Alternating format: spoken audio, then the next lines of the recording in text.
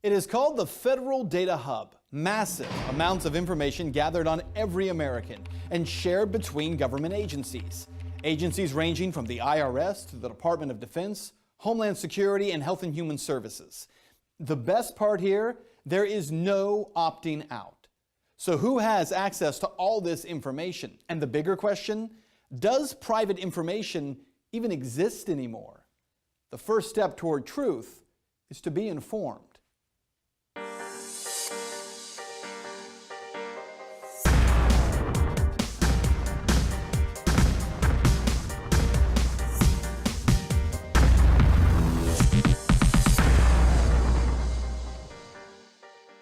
There is, as we speak, an army of new federal government employees being hired by the Department of Health and Human Services. So why does HHS need all these new employees? Well, the answer is pretty simple. The massive new healthcare law, the Affordable Care Act, is behind schedule, and the feds need to start signing up Americans for healthcare exchanges as quickly as possible. So what kind of information is going to be collected? Well, when individuals sign up for federal insurance exchanges, they're required to enter their personal information into the new Federal Data Hub. We're talking about information like medical records, social security numbers, tax information, even bank account information. Now, this is done by allowing 7 different government agencies, including the IRS, Department of Justice, Social Security Administration, and others, to share and verify information in order to determine eligibility for an insurance subsidy. In short, basically everything about you will be shared among multiple agencies. But remember, no actual agency can see or access any information. People working in those agencies do. So who specifically will be able to access this information? They are called navigators, men and women who are being hired to work for between $20 and $48 per hour. Sounds like specialized work that would require highly trained individuals. Yeah, not so much. Because the requirements to become one of these navigators do not even include a high school diploma. And even though these navigators will have access to just about every piece of personal information on millions of Americans enrolled in the exchange, they are not even required to pass a background check. That is what the House Committee on Oversight and Government Reform has been told by HHS. Navigators will only have to take a 20 to 30-hour online course about how the 1,200-page ACA works. That's right, just an online course. Now, interesting, there is another role these navigators have that deserves a mention. There's more to the role of the navigators than just signing Americans up for the healthcare exchange. Navigators will also be responsible for registering Americans to vote.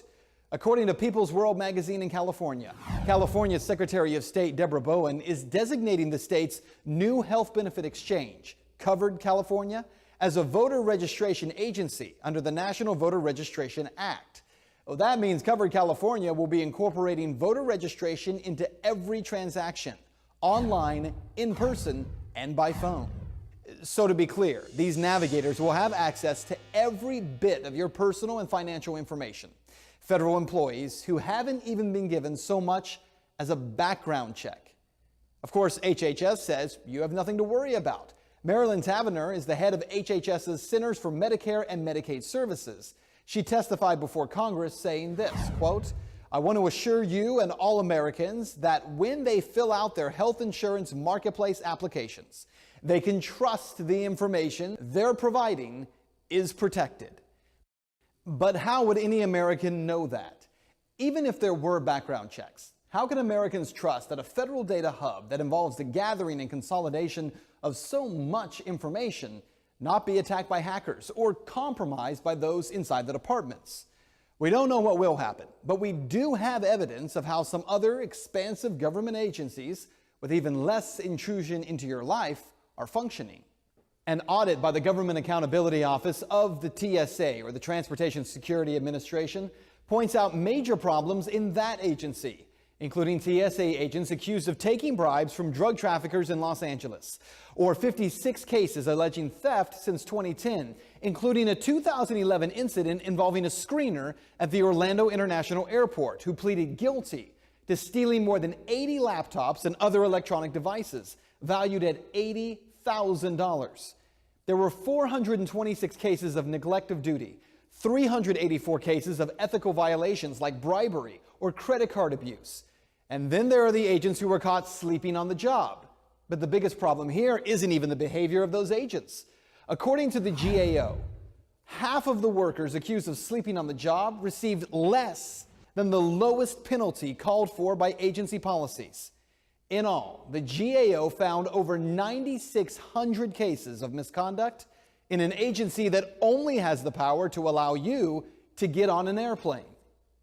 What you need to know is that when it comes to the National Data Hub, there is a bigger question here than just one of whether or not HHS navigators might be overstepping their role by registering voters with this personal information. A bigger question of whether or not the information compiled in the Data Hub is susceptible to fraud or corrupt workers. The most important question, does personal or private information exist anymore? Chances are the feds would say no. After all, we know the NSA believes they have the right to read your emails and listen to your phone calls.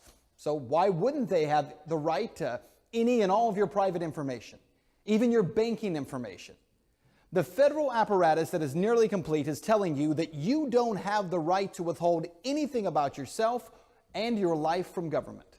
But that is simply not true. The rights to privacy are all but gone in America today, but consider this. You do not belong to the state. Your money, your business, your private correspondence, and your conversations, your identity belongs to you and to you alone. Those in power know it, but the population has forgotten it. It's time that we remember.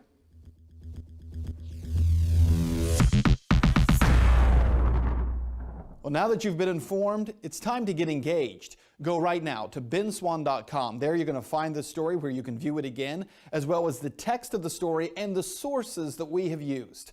Also, if you would like to help us create more episodes just like this one, you can do so by clicking on the Contribute tab on the right-hand side of the screen.